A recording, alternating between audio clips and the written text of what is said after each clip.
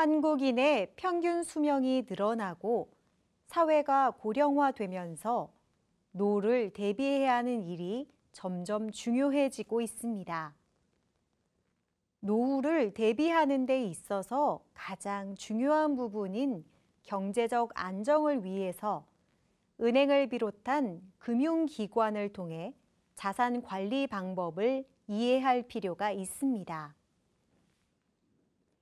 이번 차시에서는 한국에서의 전반적인 자산 관리 방법에 대해 살펴볼 것입니다.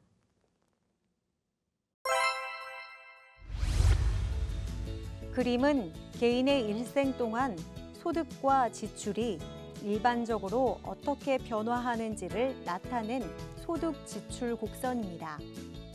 한국에서 성인들의 가장 큰 걱정은 노후 준비라고 합니다. 소득이 줄어들기 때문인데요.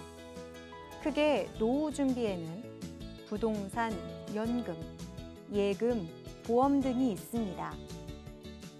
여러분은 지금 어느 단계에 해당하는지, 여러분의 지출에서 가장 큰 비중을 차지하는 것은 무엇인지, 그리고 노후를 위해 어떤 준비를 하고 있으신지 한번 점검해 보세요.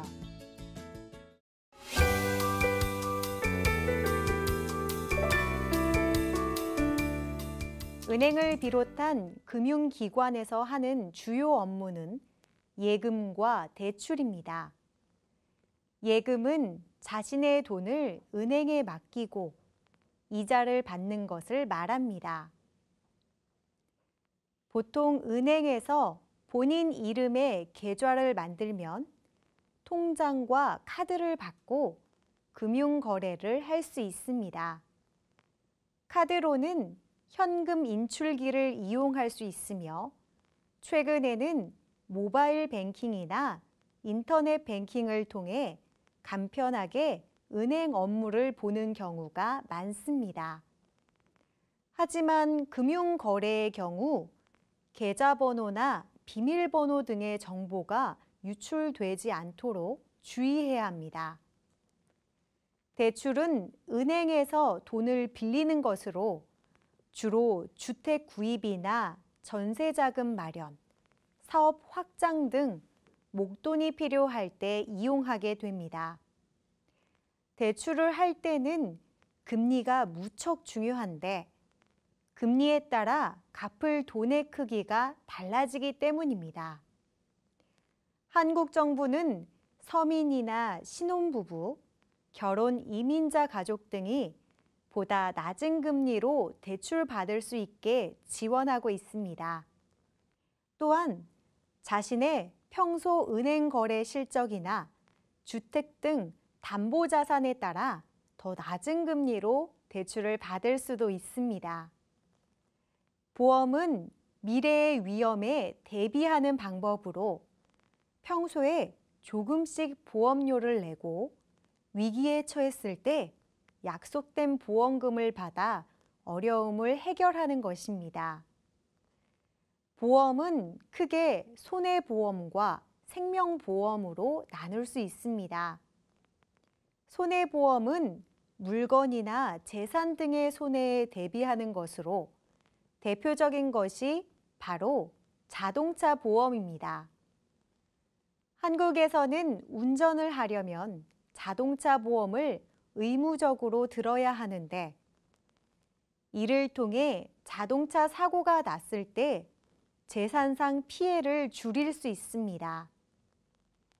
생명보험은 사람의 신체나 생명의 위험에 대비하는 것으로 암보험이나 의료비, 실손보험이 대표적입니다. 암보험은 만약 암에 걸렸을 때 암치료에 들어가는 비용을 지급받게 됩니다. 의료비 실손보험은 일정 금액 이상의 비용이 들어가는 병원비, 약값 등을 보험료로 해결하는 것입니다. 보험은 가입했다가 중도 해지하면 손해를 볼 수 있기 때문에 신중하게 잘 살펴보고 가입할 필요가 있습니다. 최근 인터넷이나 스마트폰 등을 이용한 거래가 늘어나면서 보안이 매우 중요해졌다.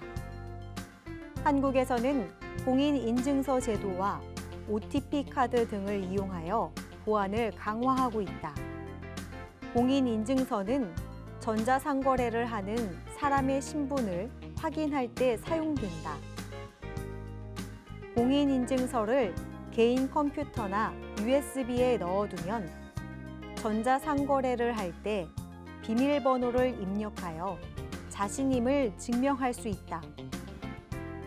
OTP 카드는 은행을 통해 발급받을 수 있으며 은행 등의 사이트에 로그인할 때마다 일회용 비밀번호를 만들어 보안을 강화해 준다.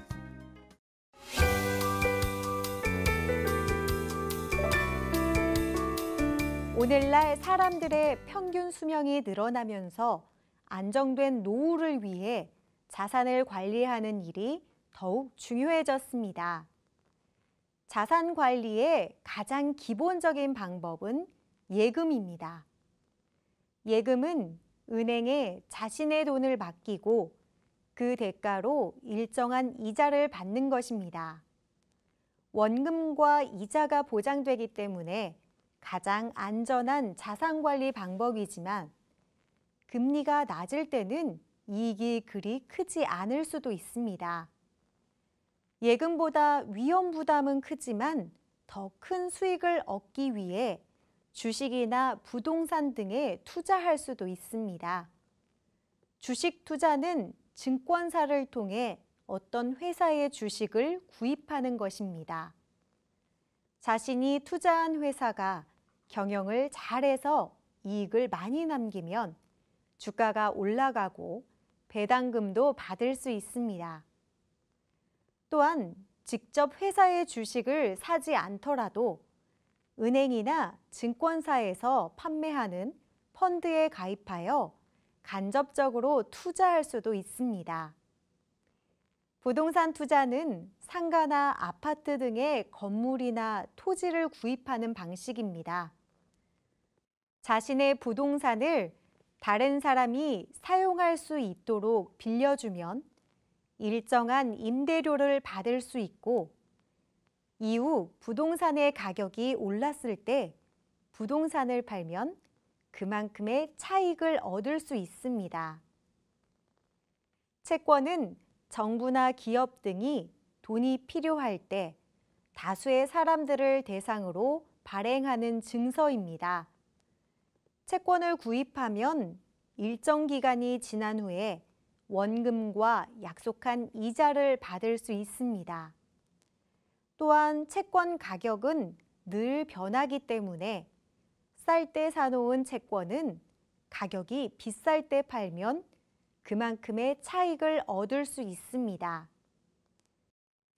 채권은 회사에서 발행한 회사채와 국가에서 발행한 국채로 나눌 수 있는데 특히 국가에서 발행한 채권의 수익률은 비교적 낮지만 안정적이라는 장점이 있습니다.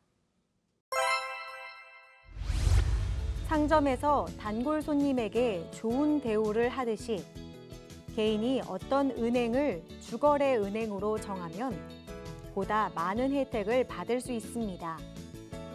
일반적으로 직장인이 주거래 은행을 만드는 가장 좋은 방법은 급여 통장을 만드는 것인데요.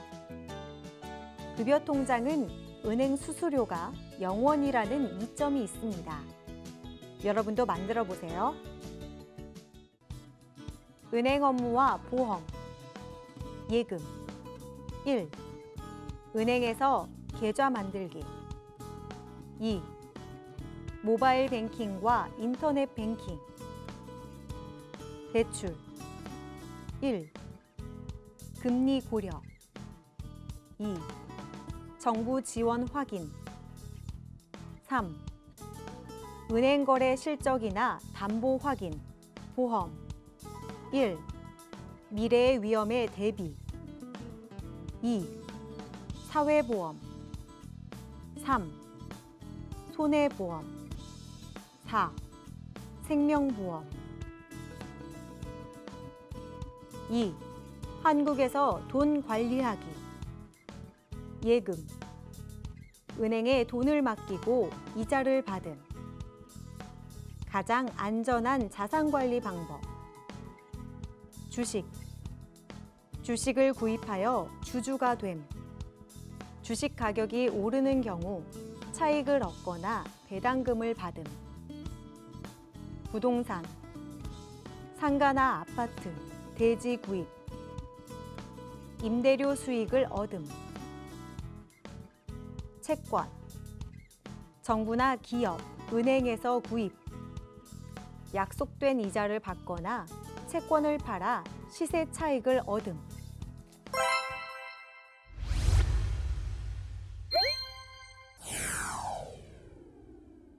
다음에 괄호에 들어갈 알맞은 말을 쓰시오.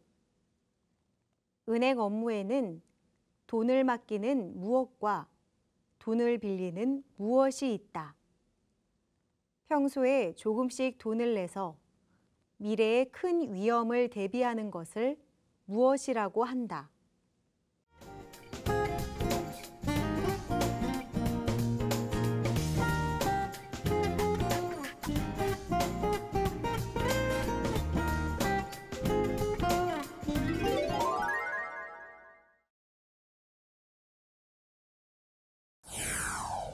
자산관리 방법의 특징을 바르게 연결하시오. 1. 예금. 2. 보험. 3. 주식 투자. 기업. 은행에 계좌를 만들어 돈을 맡기는 것. 니은. 회사의 주주로 투자에 참여하는 것. 디귿. 미래의 위험에 대비하는 것.